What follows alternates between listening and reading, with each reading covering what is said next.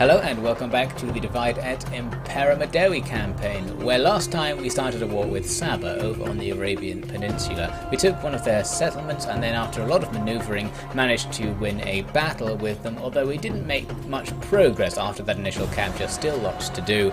And while all that was going on, Ozilkis took his force to besiege Kyrene, far away from there, and is now bored of waiting for reinforcements to show up, so is just going to start an attack. So we've got our siege equipment ready to hit the walls of Kyrene, and on the walls are the garrison forces who will try to stop us. You can see we're primarily attacking from the northwest. We've got siege towers, we've got rams and a couple of ladders, all starting at first to move towards the wall and draw the enemy up onto the walls ready to defend them. At the same time, from the southern part of the town, we've got a lighter siege attack force coming in. One ram and a couple of ladders that are just going to set up, hopefully, on undefended parts of the wall. Now, once the enemy had been convinced to defend the northwest part of the city, our men can quit their siege towers and just start standing around and start a face-off, or at least they would be able to do that if the enemy's navy wasn't actually coming around for a rear attack on our main force. But since we can just ignore the city for now and turn everyone around to meet the enemy's navy as they land, this is going to quickly be turned into a slaughter, since the enemy's troops are very low in number and low in strength. They've got lots of archers landing here, which are now going to have to fight us in melee. They are marine archers, which are slightly better than regular foot archers in general in melee, but still going to have a hard time. This unit's going to have the hardest time of all. It was charging forwards, gets hit in the front with a cavalry attack, and then following up a load of elephants, so now they'll have to fight all of this stuff. They're outnumbered and thoroughly outsized as well in this fight. They don't last very long. They're going to sensibly rout and attempt to escape. And of course those elephants and cavalry can now come to join the rest of the fights. Some of the enemy's marines are decent in melee and they're much better equipped than our forces in some cases, but we can focus down enemies with heavy armor using our javelins and arrows to make life a bit easier. So slowly but surely we will cut them all down, especially when it's just archers like on those flanks there, so we'll fool around and kill everything. Arrakkamani getting involved to try and hit some of their marines. His heavy charge bonus is effective at taking down those armoured opponents where our infantry may not be. So basically we were able to take them all out. I noticed there was a guy here pretending to have a shield and just repelling axes with his fist. Pretty badass, but he does get his head cut off, so it doesn't go all that well for him in the end.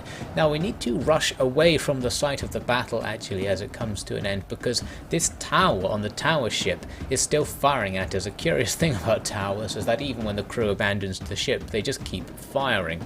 Now while all that was happening, our team coming from the south did storm the walls, was unopposed and captured a gatehouse and a couple of towers and is now in the city.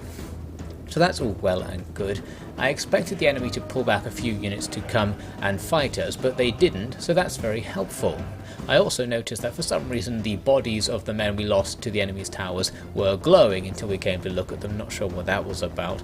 Anyway, so our forces now form up in the northwest once again and go back to their siege engines, ready to continue convincing the enemy that we're about to attack at any moment, thus making them not notice the fact there are a couple of units sneaking through the streets back in the centre of town who are now coming in to the town's central area in order to challenge the victory point. It was guarded by 2 units of these Greek cavalry. They're actually a skirmish cav unit, but they double as a heavy melee cav unit, making them pretty hard to kill. We've got 2 units of spears and a unit of axe troops coming in here, so I'm going to commit the spears to fight with those Greek cavalry, although the weight of the units makes it pretty hard for us to kill them even then. While the axe troops will go around the corner to capture this defense tower, since we need that tower to not be shooting into my spearmen as this melee continues. Once they neutralise the tower, I'm not going to bother capturing it for myself, because I thought I'll do more damage by just making a rear attack with the axemen on the cavalry than I would do by capturing the tower and having it shoot at the cavalry. This doesn't really prove to be the case. These cavalry are actually so heavy that these attacks don't really do anything, and it took us a really long time to inflict damage on these units and gradually get to the point where they would rout. I had a couple of spare units nearby that could have helped, but I was leaving them watching the northwestern part of the town in case the enemy brought units back to help, but they didn't, so that was a waste of troops overall, and they ended up coming to join the attack on the centre of town. So the enemy's cavalry were scattered, and now our troops are going to be free to capture all of the Kyrene key administrative buildings and effectively take control of the territory. So here we are a moment later, the flags have been replaced. This is now our city technically, and while you can't see it in the replay, this triggers a victory timer. We just have to hold the centre for a couple of minutes to force the enemy to surrender. Now once I'd captured it, the AI finally kicked in and realised it needed to defend the victory point. It sent a couple of units to capture one of these sub-victory points. There's a couple of these around the city, and as far as I know, they don't do anything. The victory timer goes down even if you don't have any of them, so I think they're just there to give a morale boost to units that fight on them or something. They're very limited in use. The enemy needs to focus really on coming to take the main victory point right in the core of the city, and they only send one unit to do it. That was their first mistake, and it was too slow, as you can see. That was their second mistake. They didn't even arrive, so that was great. We actually captured the city with minimal fighting, avoiding combat with most of their garrison, which is great because their garrison would have been pretty decent. The sneaky nature of our settlement capture there does mean that both sides are really going to have taken no losses overall. The enemy's army will just disband, or I guess go back into the population. I don't think you actually get the garrison for yourself, since your garrison units will be different ones, so leaving them alive doesn't gain any benefits in terms of having the troops serve you. Anyway, so we'll capture the settlement and occupy it just because we can. It's a pretty decent settlement actually. We'll need to convert over that military building and most of the buildings, but we do get the ability to recruit siege weapons while we're here, which is nice because we don't actually have the resources to build our own building that recruits siege weapons, so we can use this Greek one sneakily to get a few, so that might be nice. Saba ask for a peace treaty, which suggests they don't want to be at war, which of course suggests they might be weak or weaker than they look.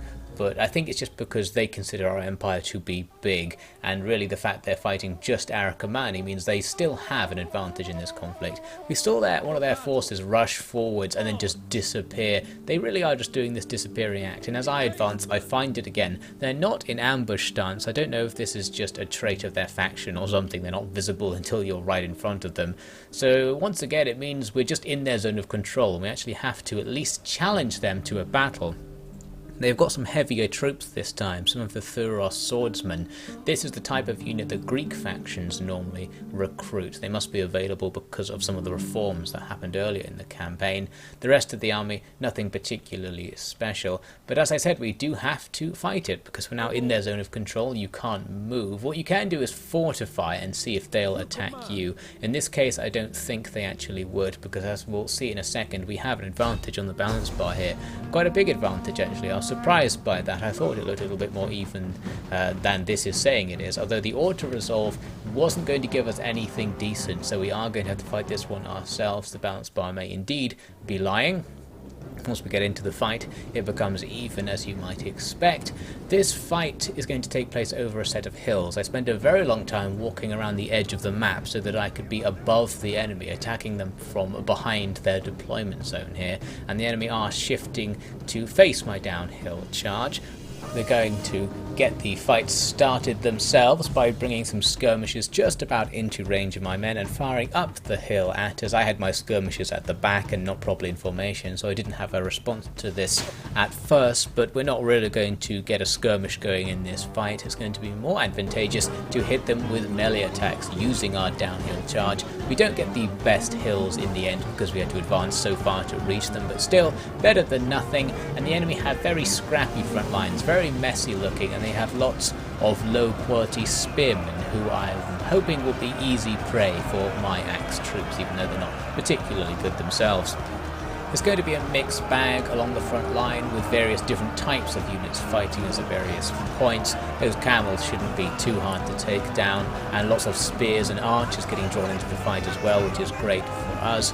but our real victory seemed to come here on the right flank, where just pressing against one of the enemy's generic spearmen, things seemed to go quite well, perhaps because of our troops throwing javelins very sneakily over the front line into the enemies, just poking at them with those jabs, doing the damage, and we broke through on the right and were able to surround the centre using those troops pretty quickly. At the same time, on the left, I was putting a lot of stock into an elephant attack, although they got distracted by a couple of camels here, so that broke the unit up. And the charge didn't really work. With elephants, you have to get a proper charge to do damage, and if you do it right, they'll just stampede through units and kill them all immediately. In this case, they didn't charge at all, they just walked and stopped, so it doesn't actually do any damage to the enemy, but it still inflicts a morale penalty for being rear attacked, and you can see locally lots of enemies low on morale. But the elephants didn't last long in this situation. There were javelins hitting them from both sides, our own men trying to hit the enemy, plus enemy skirmishers who have escaped my cavalry back there and are coming into the fight, are both killing a lot of my elephants, and they actually ran amok pretty quickly. Meanwhile, that folding in from the right flank that I mentioned has essentially won us the battle. We're taking out the enemy's commander unit here, just going to be slaughtering masses of their heavy and medium infantry. That's going to make life much easier the rest of the fight, just nothing to it. The enemy going to start leaving. Decisive victory once again. And I even managed to keep the elephants alive. When they run amok, you can kill them in order to stop them killing your own men. But I just took the damage in order to keep the elephants alive, since we were close to the end of the battle and they just stopped running amok, I guess, once it's over. So that's all well and good. So you can see a lot of the enemy's army is gone, no full units lost on our side. We killed something like 10 times the amount we lost.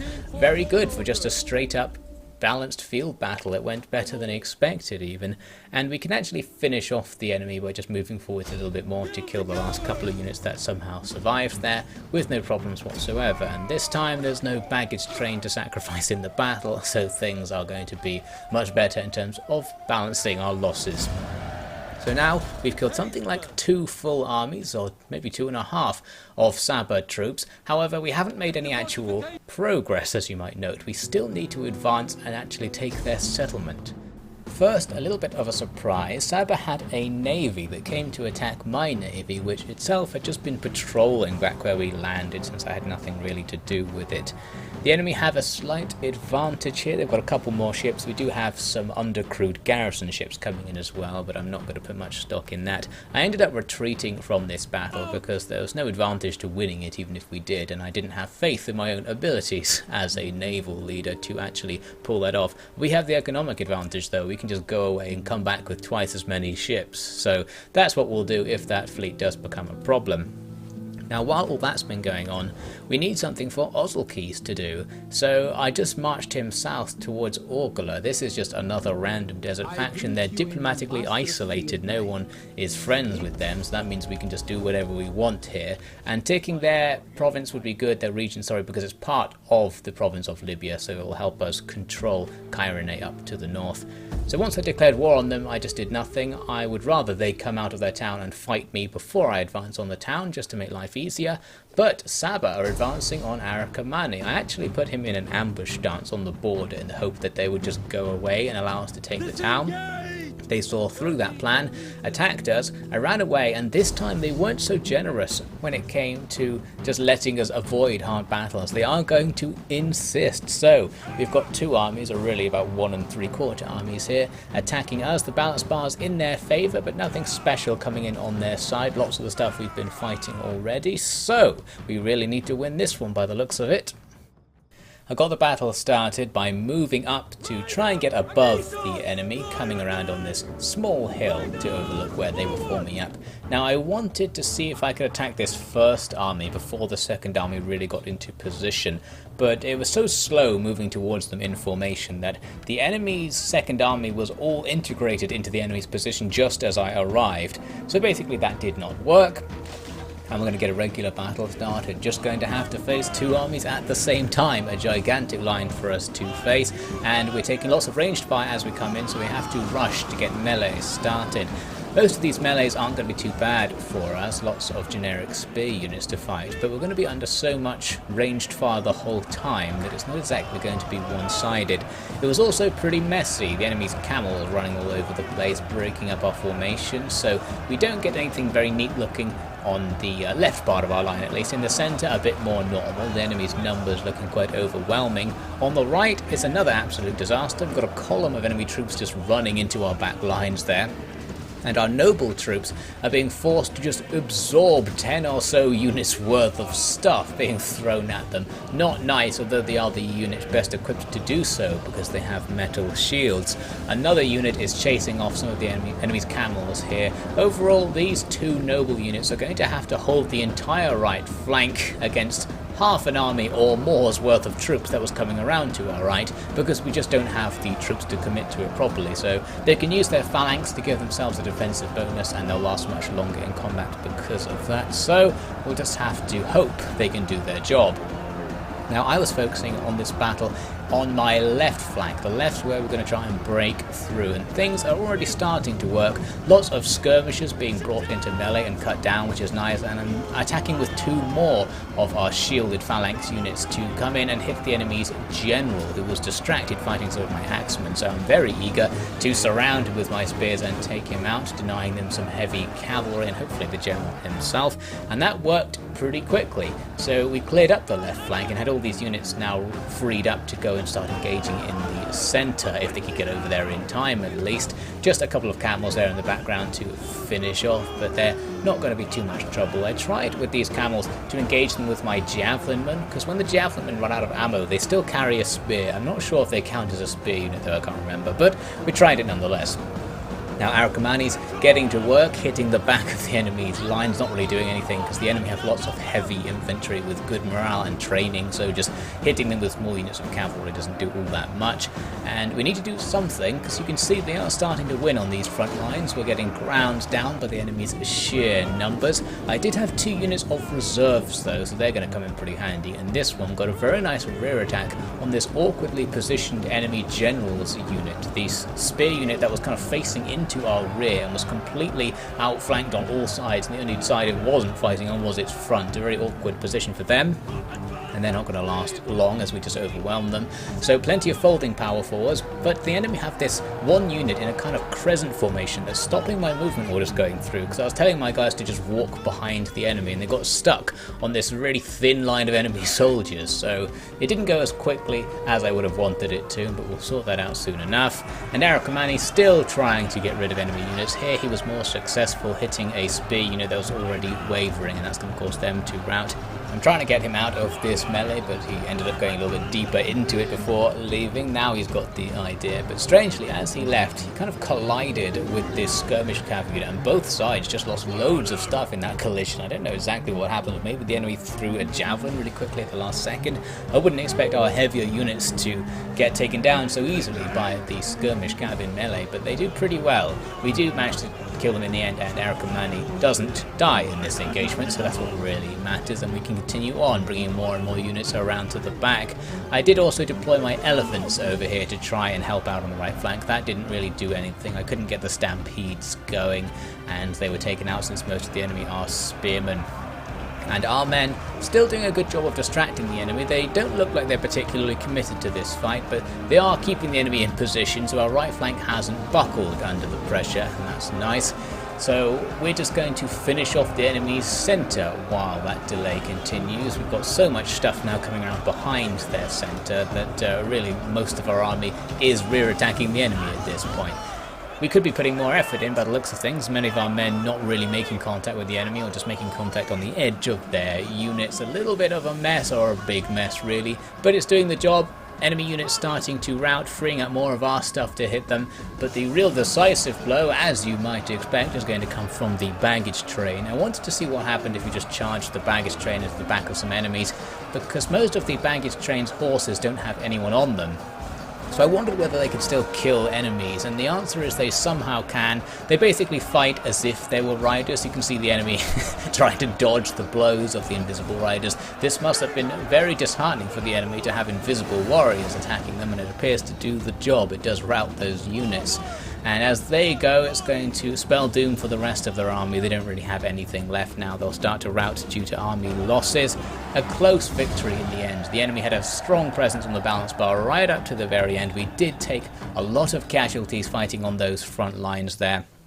Let's take a look at the full results. 2 units lost in their entirety, including the elephants and one of the guys fighting on the front line, and just a little bit less than half of our army lost overall.